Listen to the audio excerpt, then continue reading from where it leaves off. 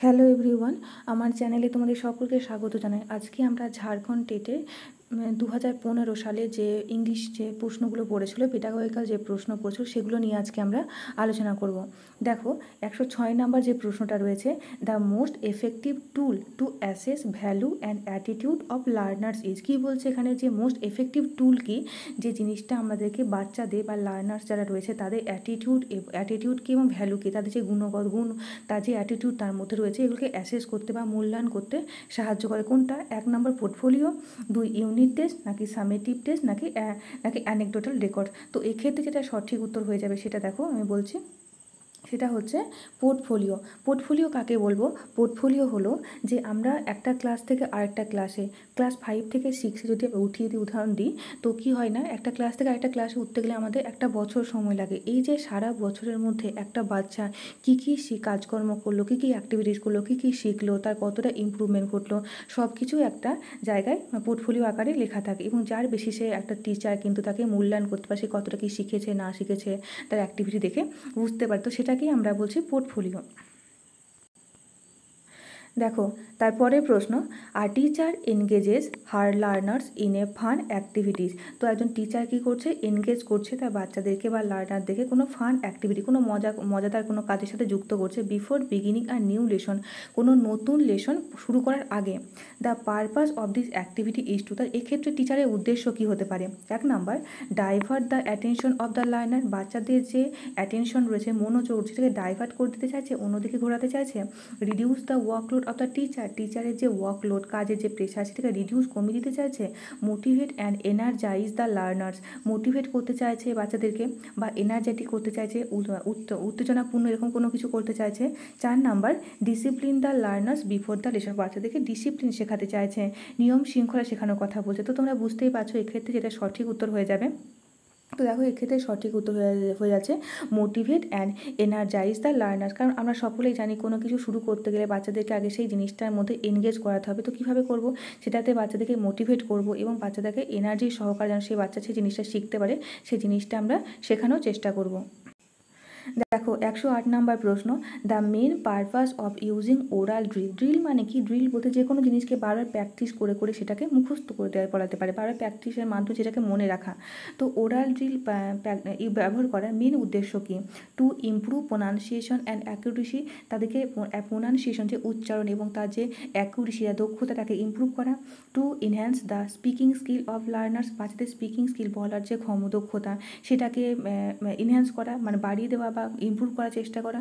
Two improve the retention capacity of learner, retention ধারণ ক্ষমতা, বাচ্চাদের যে ধরে রাখার যে ক্ষমতা, সেটাকে ইমপ্রুভ করা। To assess the comprehension skill of learners, অর্থাৎ বাচ্চাদের যে বোঝার যে ক্ষমতা, সেটাকে অ্যাসেস করা। তো আমরা ওরাল স্কিল কেন ব্যবহার করব, তার উদ্দেশ্য কী হতে পারে? তো এক্ষেত্রে উদ্দেশ্য হলো, দেখো, to improve pronunciation and accuracy.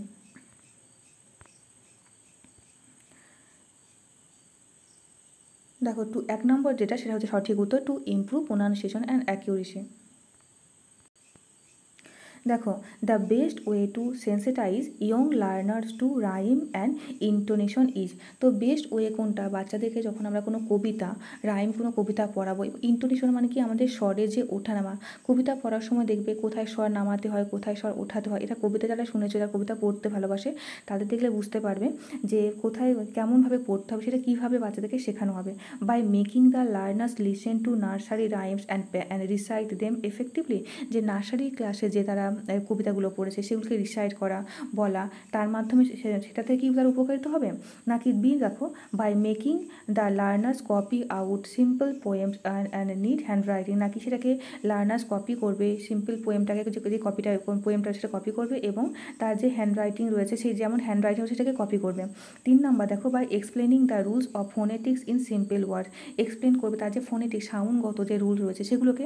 By reading out poem in different meters and explaining them, নাকি সেটাকে যেটাকে রিডিং পড়ে শোনাবে এবং ডিফারেন্ট তার যে মিটার রয়েছে সেটাকে কী করবে, এক্সপ্লেন করবে। তো এক্ষেত্রে যেটা সঠিক উত্তর হয়ে যাবে সেটা দেখো, by making the learners, 1 number, by making the learners listen to nursery rhyme and recite them effectively, যে বাচ্চারা নার্সারির ক্লাসে যে রাইমগুলো রয়েছে সেগুলোকে তারা শুনবে এবং সেটাকে রিসাইট করবে, সেটাতে তারা কিন্তু উপকৃত হবে।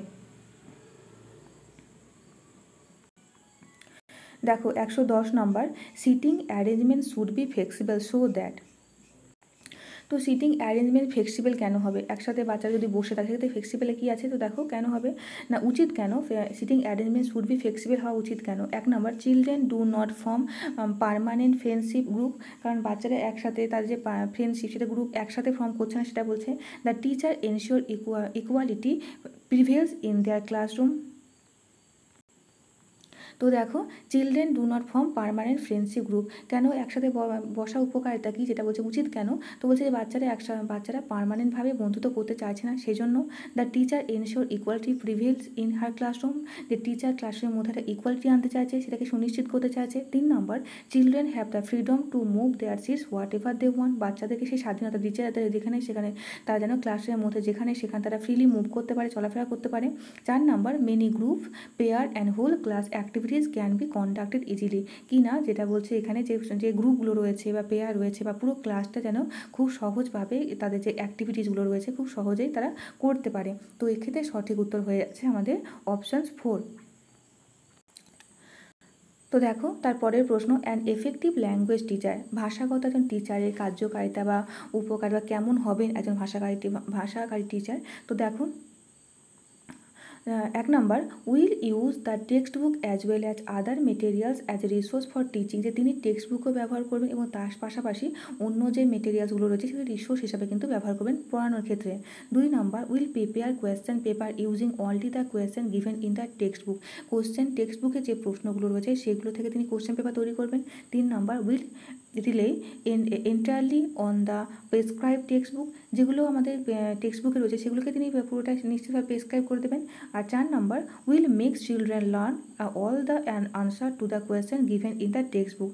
তো will make children learn all the answer to the question given in text বুকে যে সমস্ত কোশ্চেনের আনসারগুলো দিচ্ছে সেগুলো তিনি তাদেরকে শেখাবেন। তো এক্ষেত্রে এফেক্টিভ ল্যাঙ্গুয়েজ টিচারের উপকারিতা বা কার্যকারিতা বা গুণতার কাজ কী? তো দেখো এক্ষেত্রে এটা সঠিক উত্তর হয়ে যাচ্ছে যে will use the textbook, তিনি টেক্সট বুক ব্যবহার করবেন as well as other material, তার সঙ্গে তিনি অন্য মেটেরিয়ালস ব্যবহার করবেন অ্যাজ রিসোর্স অফ দ্য টিচিংয়ের রিসোর্স হিসেবে সম্পদ হিসেবে তিনি ব্যবহার করবেন। দেখো, telling interesting stories to young learners, তাহলে বলছে বাচ্চাদেরকে কোনো ইন্টারেস্টিং কোনো গল্প বলা ইন প্রাইমারি তার মুখ্য উদ্দেশ্য কী? ফর ইমপ্রুভিং দেওয়া। সেক্ষেত্রে বাচ্চাদেরকে আমি যে গল্প বলছি সেটা বাচ্চাদের কোন ক্ষেত্রে কোন জিনিসটাকে বা কোন স্কিলটা ইমপ্রুভ করবে? স্পিকিং স্কিল ইমপ্রুভ করবে, লিসনিং স্কিল, রিডিং স্কিল নাকি রাইটিং স্কিল? কারণ টিচার গল্প বলছেন, স্পিকিং স্কিল ইমপ্রুভ করার কোনো কথাই নেই। টিচারই পড়ছেন, টিচারই বলছেন এবং লেখাটাকে টিচারই পড়ছেন। তো এক্ষেত্রে যেটা হচ্ছে সেটাকে বাচ্চারা কী করছে, একজন বললে আরেকজন কী করে, শোনে। তো এক্ষেত্রে এটা সঠিক উত্তর হয়ে যাবে, সেটা হচ্ছে কি লিসনিং স্কিল। টিচার গল্প বললে বা কোনো কিছু যেটাই বলুক না কেন সেক্ষেত্রে কিন্তু বাচ্চাদের লিসনিং স্কিল ইমপ্রুভ করবে। দেখো, knowledge of more than one language, একটা বেশি ভাষার থেকে যদি আমাদের অনেক জ্ঞান থাকে, যদি আমরা অনেকগুলো ভাষা জানি, সেটা আমাদের কি হয়, মানে সেটা আমাদের কি উপকারে লাগে না অপকারে লাগে? দেখো, confuse the learners with learning a new language, এটা কনফিউজ করে বাচ্চাদেরকে কোনো নতুন ভাষা শিখতে গেলে। 2 নম্বর, is very helpful in teaching and learning a new language, আমরা যখন কোনো নতুন ভাষা শিখছি সেই ভাষাটা শেখার ক্ষেত্রে খুব আমাদের সাহায্য করে থাকে। 3 নম্বর, causes inference in learning a new language, বলছে ইন্টারফিয়ারেন্স মানে বাধা ঘটাচ্ছে, আমরা যখন কোনো নতুন ভাষা শিখছি সেই নতুন ভাষা শেখানোর ক্ষেত্রে একটা বাধা সৃষ্টি করে, ইন্টারফিয়ারেন্স ঘটায়। 4 নম্বর, become a burden to the teacher in the language class, একটা বার্ডেন মানে বাধা সৃষ্টি করে। তো এক্ষেত্রে দেখো যেটা সঠিক উত্তর বা যেটা আমাদের পজিটিভ উত্তর বলে মনে হচ্ছে সেটা হচ্ছে দেখো is very helpful in teaching learning process. কোনো একটা ভাষাকে আমরা কিন্তু সম্পদ হিসেবে আমরা দেখে থাকি, তো আমাদেরকে কিন্তু অনেক ভাষা শিখে সেটা একটা ভাষাকে সেটাকে আরও ভালো বুঝতে সাহায্য করে থাকে।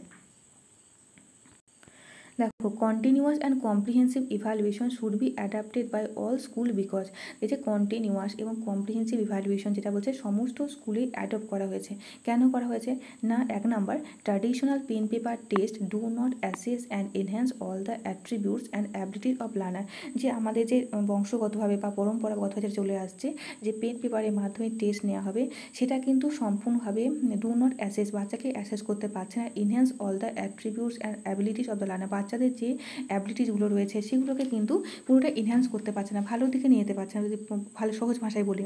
2 number, it fridge the learners from studies and hard work, এটা ফ্রিজ করে দিচ্ছে লার্নার যে স্টাডিজ এবং হার্ডওয়ার্ক রয়েছে সেটাকে। তো বাচ্চার যে স্টাডিজ এবং তাদের যে হার্ড ওয়ার্ক করছে সেটাকে ফ্রি করছে, খুব সহজভাবে তারা শিখতে পারছে কন্টিনিউয়াস এবং কম্প্রিহেন্সিভ ইভ্যালুয়েশনের ফলে। 3 নম্বর দেখো, it affords teachers opportunity to test learner frequently. Continuous মানে কি, ক্রমাগত টেস্ট নেওয়া বাচ্চাদেরকে, তো সেটাই বলা হচ্ছে। তো বাচ্চাদেরকে টিচারকে তো এখানে অপরচুনিটি দেওয়া হচ্ছে যেখানে তারা ফ্রিকুয়েন্টলি বাচ্চাদের টেস্ট নিতে পারে, মূল্যায়ন করতে পারে। 4 নম্বর, it is the latest development in the field of education. সত্যি এটা কিন্তু লেটেস্ট ডেভেলপমেন্ট, নতুনতম একটা ডেভেলপমেন্ট, যেটা কিন্তু বাচ্চাদের জন্যই কিন্তু এটা আনা হয়েছে কন্টিনিউয়াস এবং কম্প্রিহেন্সিভ ইভ্যালুয়েশন।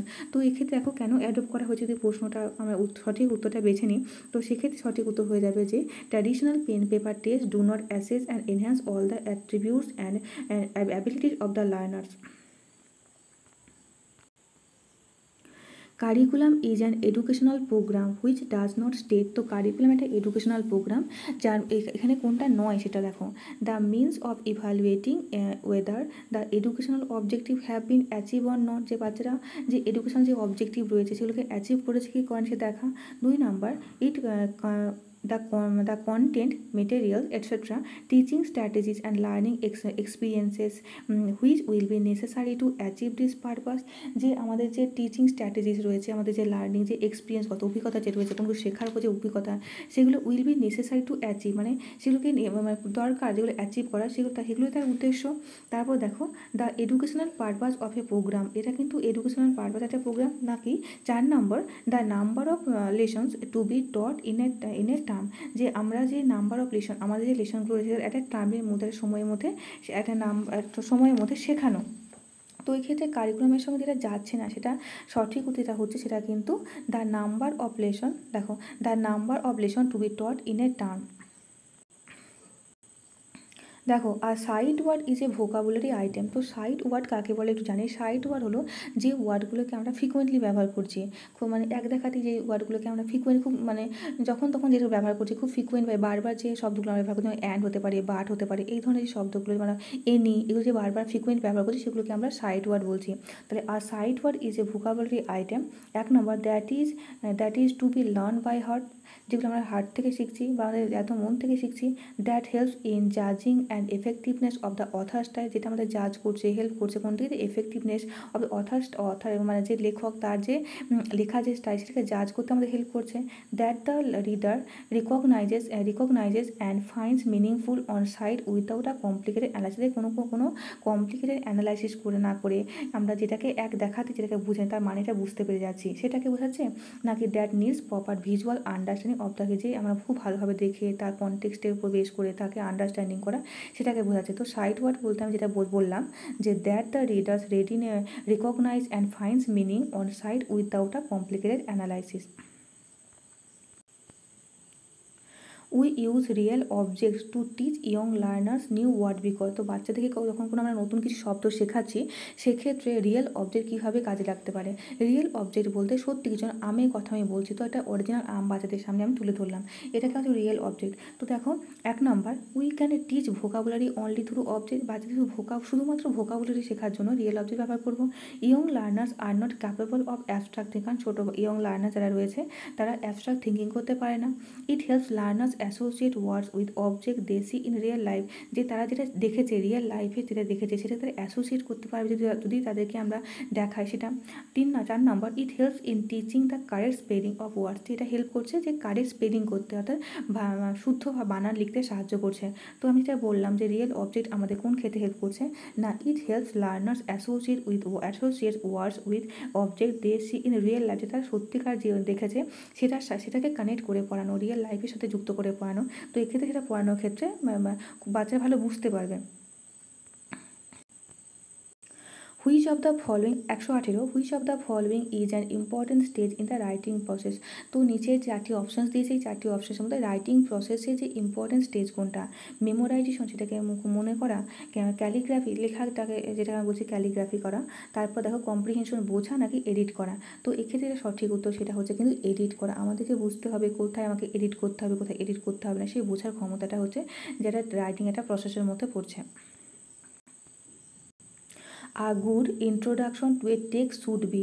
তো একটা ভালো ভূমিকা এমন দেওয়া হতে পারবে যে তার যে বডি পার্টটা রয়েছে, তার যে মূল ভাবটা যেখানে আমরা লিখবো, তো সেখানের মধ্যে কী পড়ছে সেখানটা আমি ভূমিকা দেখে আমি বুঝতে পারবো যে ভিতরের মধ্যে কী রয়েছে সেই বিষয়টার। তো দেখো একটা ভালো ইন্ট্রোডাকশন কী হতে পারে একটা টেক্সট বুকে, a detail explanation of the meaning of the text, যারা ডিটেল এক্সপ্লেনেশন ব্যাখ্যা করবে ডিটেলভাবে সেই বইটা, সেই টেক্সটটা।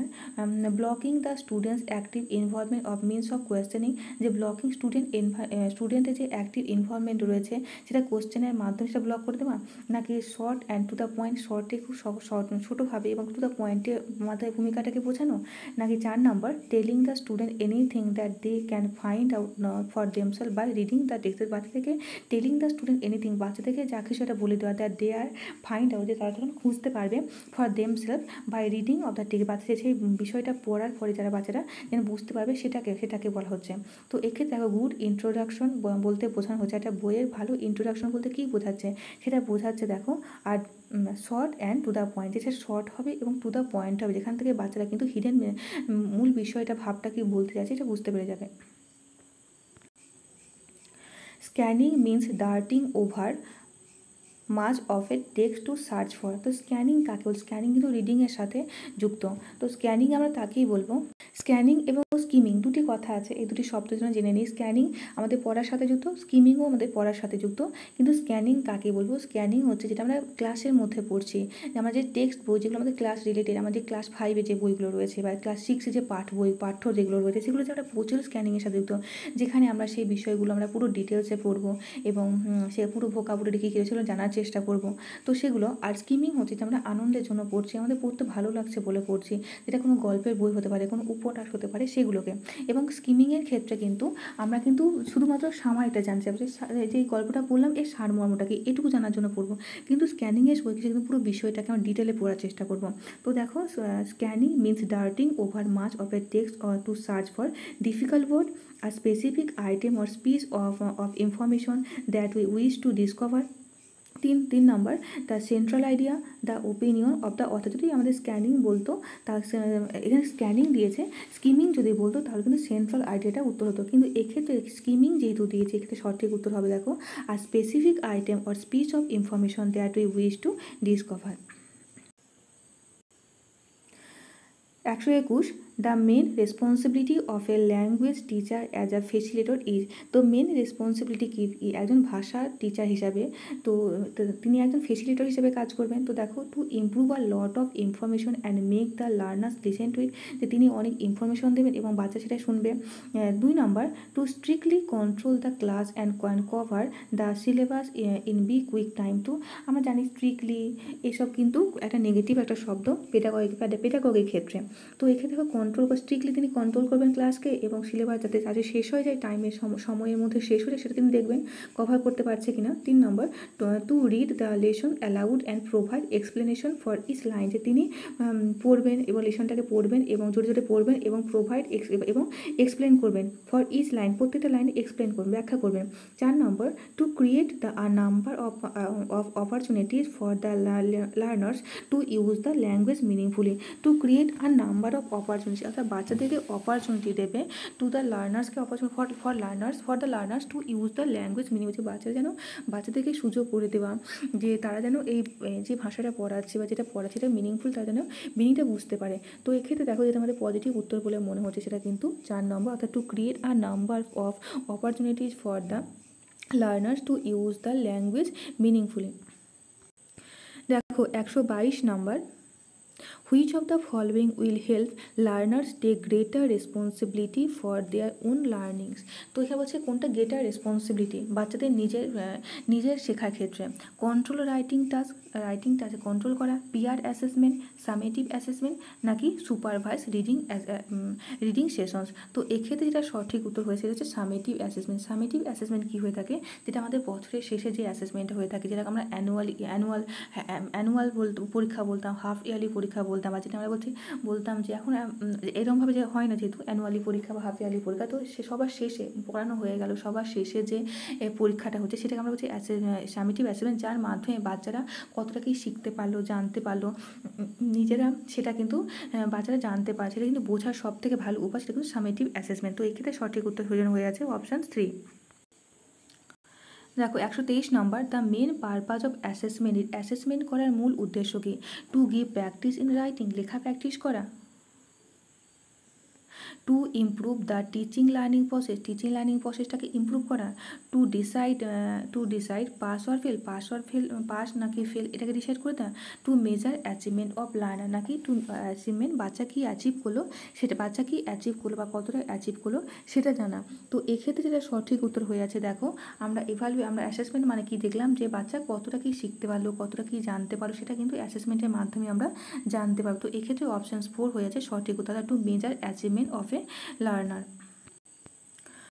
124, when young learners are taught to improve their spelling and punctuation they will, তো ইয়ং লার্নার যারা রয়েছে তাদের ইমপ্রুভ করবো কি না, স্পেলিং এবং পাংচুয়েশন, কমা, দাড়ি, যে ফুল স্টপ, এগুলো পাংচুয়েশন বলছি। স্পেলিং, বানান এবং পাংচুয়েশন, কোথায় কি দাড়ি দিতে হবে, কোন মাত্রায়, সেটা বোঝানো।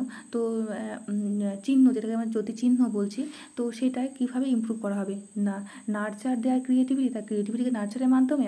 শার্পেন দেওয়ার লিসনিং স্কিল শার্পেনের মাধ্যমে। ইমপ্রুভ দেওয়ার অ্যাকিউসি, তার অ্যাকিউসি ইমপ্রুভ করার মাধ্যমে। নাকি 4 নম্বর ইনহ্যান্স দেওয়ার ফ্লুয়েন্সি, নাকি তাদের যে ফ্লুয়েন্সি রয়েছে। ফ্লুয়েন্সি বলতে কি, যেখানে কোনো সহজ মানে বলে যাওয়া, কোনো বাধা বিপত্তি সহকারে খুব সহজভাবে বলে যাওয়া, সেটাকে বলছে ফ্লুয়েন্সি। তো ইমপ্রুভ দেওয়ার অ্যাকিউরেসি, তো এক্ষেত্রে এটা সঠিক উত্তর হয়ে যাচ্ছে, সেটা দেখো তাদের অ্যাকিউরেসিটাকে ইমপ্রুভ করা। দেখো 125 নম্বর, ইনস্টিড অফ আস্কিং কোয়েশ্চেন, যে প্রশ্ন জিজ্ঞাসা করে ইনস্টিড পরিবর্তে অ্যান্ড গেটিং আনসার ফ্রম, এবং answer question, asking question and getting answer, অর্থাৎ ফ্রম হার লার্নার্স। তো কী বলছে, ইনস্টিড অফ আস্কিং কোয়েশ্চেন করার পরিবর্তে and getting answer from her learner, বাচ্চাদের কাছ থেকে বা লার্নার্সের কাছ থেকে আনসার দেওয়ার জন্য কী বলছে, a teacher give some short text, কিছু ছোটো ছোটো টেক্সট দিয়েছেন, and ask her learners to frame question, যে সেগুলো টেক্সটের থেকে কোশ্চেন রেডি করতে বলেছেন। Her primary objective is to, তাদেরকে যে কোশ্চেন রেডি করতে হয় টেক্সট দিয়ে, টেক্সটটাতে তুলে দিয়ে যে কী কী প্রশ্ন হতে পারে, এখানে টিচারের কী উদ্দেশ্য কী হতো, তিনি কেন বলছেন, তাদেরকে টেক্সট দিয়ে দিলেন এবং কেন প্রশ্ন সেট করতে বলছেন। তো দেখো হতে পারে একটা কারণ, 1 নম্বর, make the learners realize the difficulties face, যে বাচ্চারা কোনো ডিফিকাল্টিস ফেস করলো, কোনো বাধা বিপত্তি ফেস করলো, by teacher is in preparing question paper. Make the learners realize, বাচ্চারা make the learners realize the difficulties face, এবং টিচার হয়তো কোনো কোশ্চেন পেপার সেট করতে গিয়ে কোনো ডিফিকাল্টি ফেস করেছেন। 2 নম্বর, enhance the learner analytical and critical thinking, যে টিচার চাইছেন যে তাদের লার্নার যে বিশ্লেষণ করা, তাদের ক্রিটিক্যাল থিঙ্কিংটাকে ইনহ্যান্স করতে চান, বাড়াতে চাইছেন। Train the learners as good question paper, যে বাচ্চাদের ট্রেন দেওয়া, যে তারা কোনো ভালো কোশ্চেন পেপার সেট করতে পারছে কিনা সেটা দেখা। টেক দেয়ার হেল্প ডিউরিং এক্সামিনেশন, যাতে বাচ্চাদেরকে কী করা, তাদের এক্সামিনেশন সময় হেল্প করা। তো এক্ষেত্রে সঠিক উত্তর আমরা বুঝতেই পারছি, এটা সঠিক উত্তর হবে যে 2 নম্বর, enhance the learners analytical and critical থিঙ্কিংটাকে ইনহ্যান্স করা। দেখো 126, reading between the lines as a sub skill of reading mainly involve, the reading between দুটো লাইনের মধ্যে যে হিডেন মিনিংটা বের করে দেওয়া, এটা হচ্ছে sub skill of reading mainly involve. 1 নম্বর, giving sufficient space between line, যে দুটি লাইনের মধ্যে সাফিসিয়েন্ট স্পেস দেওয়া। Inferring the understand using the contextual and verbal clues, ইনফারিং মানে কি, অনুমান করা। যেহেতু আমরা যে কোনো ইংলিশ যখন আমরা পড়ছি তখন প্রতিটি শব্দের বা মানে কিন্তু আমরা জানি না, তো আমাদের কিন্তু সেটা পড়ে আমাদেরকে মানেটা অনুমান করে নিতে হয়। সেটাই বলছে inferring the understand using the contextual and verbal ক্লুর মাধ্যমে, কনটেক্সটটা পড়ার মাধ্যমে তার হিডিং মানেটা খুঁজে বের করা। আইডেন্টিফাই দ্য গ্রামাটিক্যাল আইটেম, নাকি তার গ্রামাটিক্যাল যে আইটেমগুলো রয়েছে সেগুলো খুঁজে বের করা। আন্ডারস্ট্যান্ডিং দ্য স্টেটেড ফ্যাক্টর, এবং বোঝা তার যে ফ্যাক্টটা দিয়েছে, যে স্টেটেড ফ্যাক্টস যে ফ্যাক্টটা দিয়েছে সেটাকে আন্ডারস্ট্যান্ড করা, বুঝতে পারা। তো এক্ষেত্রে সঠিক উত্তর হয়েছে যেটা দেখো 2 নম্বর, inferring the understand using the contextual and verbal clue. 127 নম্বর প্রশ্ন দেখো, correct speech habit can be develop most effectively through, তো কারেক্ট স্পিচ আমরা ভালো বা শুদ্ধভাবে আমরা বলতে পারা যে অভ্যাসটা কিসের মাধ্যমে এফেক্টিভ হবে, কার্যকরী হবে। 1 নম্বর, ভোকাবুলারি প্র্যাকটিসের মাধ্যমে। 2 কুইজের মাধ্যমে। 3 ডিকটেশনের মাধ্যমে। আর 4 নম্বর প্রোনাউন্সিয়েশন প্র্যাকটিস। তো দেখো সঠিক উত্তর হয়েছে কি, প্রোনাউন্সিয়েশন প্র্যাকটিসের মাধ্যমে। 128 আফটার রিডিং আ পোয়েম আর teacher involve the learners in a group. তাহলে একটা কবিতা পড়ানো হলো এবং তারপর কবিতা পড়ানোর পরে একটা গ্রুপ কাজে বাচ্চাদেরকে ইনভলভ করে দিলেন teacher. One group rights the summary of the poem. একটা গ্রুপকে বললেন যে তোমরা এই কবিতাটা পড়লে তার সামারিটা লেখো, সার বস্তুর মর্মটা লেখো। Another draw a picture to depict the main theme. এবং ডিপিক্ট মানে কি চিত্রিত করা, যেটা পড়লো সেটাকে ছবির মাধ্যমে প্রকাশ করাকে বললেন আরেকটা গ্রুপকে। আর দেখো অ্যান্ড ইয়েট অ্যানাদার সেট, এবং আরেকটা যে সেট রয়েছে সেটাতে কি বলেন to poem to music, the poem to music. যেমন কবিতা রয়েছে সেই অনুযায়ী মিউজিক সেট করা। দিস অ্যাক্টিভিটি, এই অ্যাক্টিভিটিটা কী বলবো, caters to diverse ability and interest. বাচ্চাদেরকে ক্যাটার্স করা বিভিন্ন দিকে অ্যাক্টিভিটির মাধ্যমে বিভিন্ন ইন্টারেস্ট দিকে, তাদের যে ইন্টারেস্টটা রয়েছে নানা দিকে সেটাকে ক্যাটার করা। নাকি 2 নম্বর দেখো, নাকি 2 নম্বর is aim at preparing the learners for assessment. বাচ্চাদেরকে অ্যাসেসমেন্টের জন্য প্রিপেয়ার করা। 3 নম্বর উইল ডিস্ট্র্যাক্ট করা বাচ্চাদেরকে লার্নার্স ফ্রম দ্য লেসন, যে লেসন থেকে ডিস্ট্র্যাক্ট করে দেওয়া, কোনো ভিন্ন পরিচালিত করে দেওয়া। আর 4 নম্বর দেখো ইনে সিড ওয়েস্ট অফ টাইম, নাকি টাইম ওয়েস্ট করা। তো এক্ষেত্রে এটা সঠিক উত্তর হয়ে যাচ্ছে দেখো 1 নম্বর cater to diverse ability and interest. বাচ্চাদের মধ্যে যে বিভিন্ন ধরনের অ্যাবিলিটি রয়েছে, তারা যে সামারিটা লিখতে পারছে, তারা যে যেমন পোয়েম সেই অনুযায়ী মিউজিক সেট করতে পারছে, তারপর তারা যে কবিতাটা পড়লো সেই অনুযায়ী তারা ছবির মাধ্যমে প্রকাশ করছে, এর মাধ্যমে cater to diverse ability and ইন্টারেস্টটাকে বোঝানো হচ্ছে। 129 নম্বর প্রশ্ন, young learners will enjoy a play include in textbook when they. Young learners will enjoy a play, তাহলে ইয়ং লার্নার্স বলছে এ প্লে ইনক্লুড করা হবে। আ প্লে যদি ইয়ং লার্নার্স এনজয় করবে কখন, a play include in a textbook when they, যখন text book যখন পড়াচ্ছে সেটা যদি নাটকের আকার যদি পড়ানো হয় তখন তারা কিন্তু আনন্দ করবে। তখন সেই জন্য কী করবে, সেজন্য কী করা হবে, ইনেক্ট আ প্লে, সেটাকে নাটকের আকার ইনেক্ট করে দেখানো হবে। সেই নাটকটাকে, যে নাটকটা তারা পড়ছে সেটা যদি নাটকের ভঙ্গিতে জাদু দেখানো হয় সেটাতে আনন্দ উপভোগ করবে। নাকি get detail explanation about the play from the teacher, যে টিচার সেটাকে ডিটেলে এক্সপ্লেন করবেন, ব্যাখ্যা করবেন সেই নাটকটাকে। 3 number read the play silently, যে নাটকে যে পাঠটা রয়েছে সেটাকে নীরবে পড়বেন। 4 number listen to the teacher reading the play, এবং listen to the teacher reading the play. তো কী করবে, টিচার যেটা পড়ছেন যে নাটকটা সেটাকে বাচ্চারা শুনবে। তো দেখো এক্ষেত্রে এটা সঠিক উত্তর হয়ে যাচ্ছে যে ইনেক্ট দ্য প্লে। কোনো নাটককে আমরা যখন নাটকের ভঙ্গিতে যদি আমরা দেখাই তাহলে বাচ্চা সেক্ষেত্রে বেশি আনন্দ উপভোগ করবে। তো দেখো এক্ষেত্রে এটা সঠিক উত্তর হয়ে যাচ্ছে, সেটা হচ্ছে কিন্তু অপশন 1। 130 নম্বর প্রশ্ন দেখো, under constructivist approach to language learning learners are encourage to. তো কনস্ট্রাকটিভিস্টের অ্যাপ্রোচ কি, যে বাচ্চারা কিন্তু কোনো কিছুকে নিজের জ্ঞানের গঠনের মাধ্যমে শিখবে, এটাই তাদের মূল কথা। তো দেখো সেখানে কি বলছে, যে অ্যাভয়েড এরর্স কমপ্লিটলি, যে এররগুলো রয়েছে, যে ভুলগুলো রয়েছে পুরোটাকে সম্পূর্ণভাবে অ্যাভয়েড করে দেওয়া, তো না দেখা করা। 2 নম্বর প্র্যাকটিস ল্যাঙ্গুয়েজ ড্রিলস মেকানিক্যালি। তাহলে কনস্ট্রাকটিভ অ্যাপ্রোচ কিন্তু কখনোই কিন্তু ড্রিলস বা কোনো প্র্যাকটিস, কোনো মেমোরাইজেশনকে কিন্তু তারা কখনো কিন্তু কথা বলেনি এই বিষয়টাতে। তো দেখো 3 number learns the grammar rule by rote, যে মুখস্থের মাধ্যমে কোনো গ্রামারের রুলকে শেখা, নিয়মকে শেখা। 4 number discover the rules of grammar from example. তো এক্সাম্পলটাকে দেখে কিন্তু রুলটাকে সেট করা বা ডিসকভার করা, সেটাই বলা। তো এক্ষেত্রে সঠিক উত্তর হয়ে যাচ্ছে option 4, discover the rules of grammar from example. 131 number দেখো, after a story telling session, যে স্টোরি টেলিং সেশন মানে গল্প বলা হচ্ছে এরকম একটা session, the learners are asked to change the ending of the story. যে দ্য লার্নার্স জিজ্ঞাসা করলেন যে এই যে গল্পটা, যে গল্প সেশন চলছে সে যদি শেষের পোর্শনটা যদি আমি চেঞ্জ করে দিই, this will help the learner, সেটা বাচ্চাদের কী হেল্প করবে, ডেভেলপ লিবারারি রেফারেন্স স্কিল, একটু ভুল বলেছি আমি, এটা হবে লাইব্রেরি। তো দেখো develop library reference skill, so সেটাকে লাইব্রেরি যে রেফারেন্স স্কিল হিসেবে সেটাকে ডেভেলপ করা। ইভালুয়েট দ্য টিচার্স অরিজিনালিটি, যে ইভালুয়েট করা, যে টিচার্সের যে অরিজিনাল সেটাকে ইভালুয়েট করা। Become the imaginative and creative, সেটাকে ইমাজিনেটিভ এবং ক্রিয়েটিভ করা, ক্রিয়েটিভ কিছু করা, নতুন কিছু সৃষ্টি করা, ইমাজিন করা, কল্পনা করা, এটাকে বোঝাচ্ছে।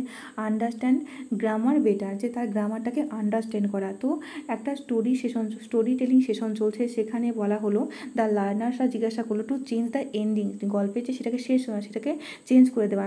এটা বাচ্চাদের কী কিসে হেল্প করবে? তো এটা বাচ্চাদের কিন্তু হেল্প করবে বিকাম ইমাজিনেটিভ অ্যান্ড ক্রিয়েটিভ, কিছু করা, যে সেটাকে ইমাজিন করা কী হতে পারে, কল্পনার মাধ্যমে সেটাকে ঠিক করে নেওয়া, তারপরে ক্রিয়েটিভ কিছু করা।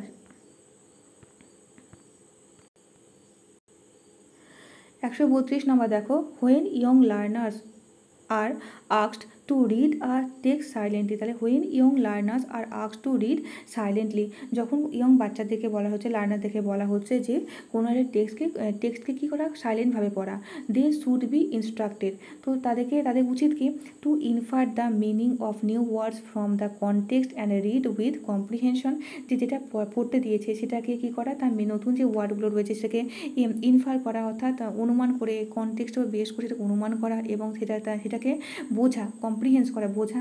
2 number, to pay special attention to grammar item use to the প্যাসেজে যে গ্রামার পোর্শনটা রয়েছে সে স্পেশাল অ্যাটেনশন দেওয়া।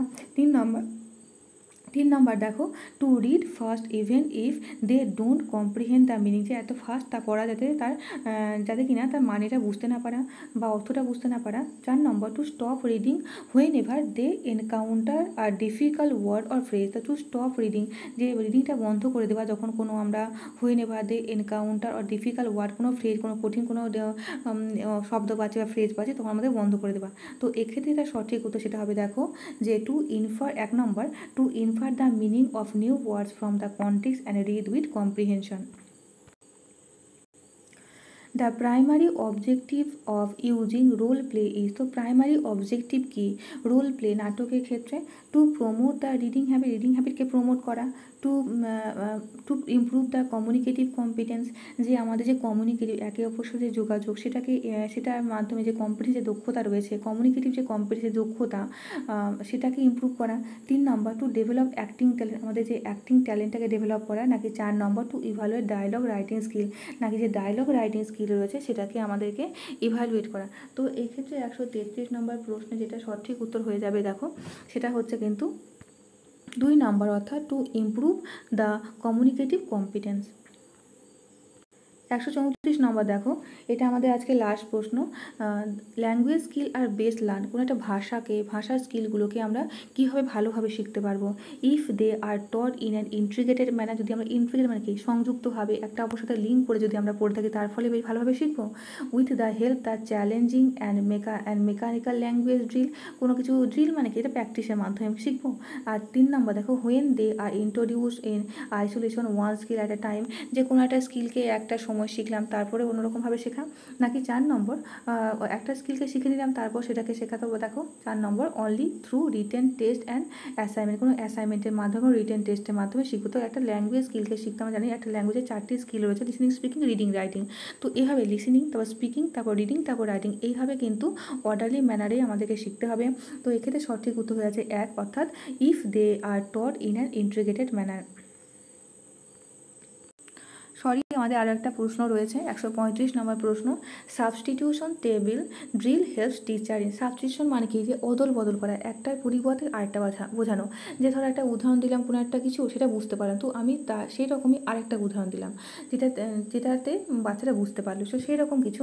তো substitution table drill helps teachers in improving the fluency of learner, বাচ্চাদের যে ফ্লুয়েন্সি, বাচ্চাদের যে স্বচ্ছ হয়ে বলতে পারছে সেই দক্ষতাটাকে, ফ্লুয়েন্সির সাথে যে বলতে পারছে সেটাকে ইমপ্রুভ করা। ইভ্যালুয়েটিং দ্য লিসনিং স্কিল, তাদের যে শোনার যে ক্ষমতা সেটাকে ইভ্যালুয়েট করা। গিভিং কন্ট্রোল ল্যাঙ্গুয়েজ প্র্যাকটিস, কোনো ভাষা শেখার ক্ষেত্রে যে গিভিং কন্ট্রোল ল্যাঙ্গুয়েজ প্র্যাকটিস করার ক্ষেত্রে যে কন্ট্রোল সেটাকে দেওয়া। নাকি ডেভেলপ ফ্রি রাইটিং স্কিল, তো দেখো নাকি ডেভেলপ করা, রাইটিং স্কিলটাকে ডেভেলপ করা। তো substitution table drills help teachers in, সেক্ষেত্রে এটা সঠিক উত্তর হয়ে যাচ্ছে দেখো গিভিং কন্ট্রোল ল্যাঙ্গুয়েজ প্র্যাকটিস, যে কোথায় কোন জিনিসটাকে আমরা ব্যবহার করব, একটা রেসপেক্টে আমরা যখন আরেকটা উদাহরণ দিয়ে যখন বুঝিয়ে দিচ্ছি সেই জিনিসটা, কোনো যে ইডিয়াম বা ফ্রেজ যেগুলো হয়ে থাকে সেগুলো যখন আমরা বুঝতে পারলাম আমরা একটা উদাহরণের সাহায্যে, তো তার পরিবর্তে অন্য একটা জিনিস দিয়ে আমরা উদাহরণ দিয়ে আমরা বোঝালাম, তো সেটাকে, তো সেক্ষেত্রে কী করছে না, গিভিং কন্ট্রোল ল্যাঙ্গুয়েজ প্র্যাকটিস, আমাদের যে ল্যাঙ্গুয়েজ প্র্যাকটিস সেটাকে কিন্তু কন্ট্রোল করছে। তো এক্ষেত্রে সঠিক উত্তর হয়ে যাবে অপশান 3। তো ধন্যবাদ। আমার এখানে আজকে যে 2015 সালে যে ঝাড়খণ্ড টেটে যে ইংলিশে যে পেডাগজিক্যাল যে প্রশ্নগুলো পড়েছিল সেগুলো নিয়ে আজকে আমরা আলোচনা করলাম। জানি না তোমাদের কতটা বোঝাতে পেরেছি, যদি কোথাও ভুল থাকে তো প্লিজ নিজেরা একটু কনসিডার করে নিও। তো আজকে আলোচনা আমি এখানেই শেষ করব। ধন্যবাদ। আর যদি পারো, যদি ইচ্ছে জাগে, তো কার কতগুলো স্কোর হলো আমাকে কমেন্টে জানাতে পারো।